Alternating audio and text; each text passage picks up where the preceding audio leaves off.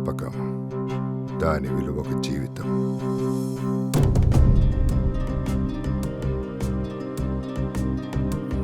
అన్నీ నేరుగా చెప్పుకోలేక అమ్మకి రాసిన ఉత్తరం.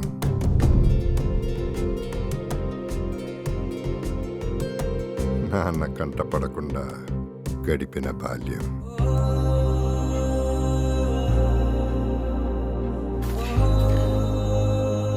ఆట కోసమే బ్రతికిన రోజులు.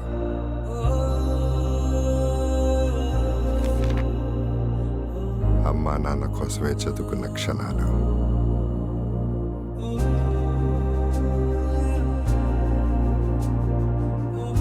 అలవాటుగా మారిన అల్లరి పనులు.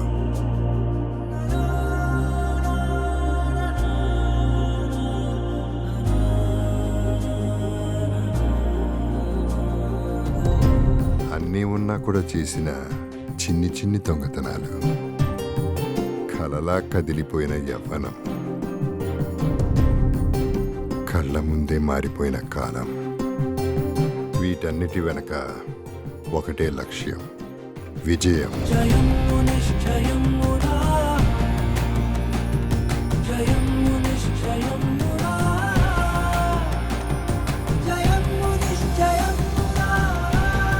జయమ్ము నిశ్చయమురా అన్న నమ్మకమే సాక్ష్యం.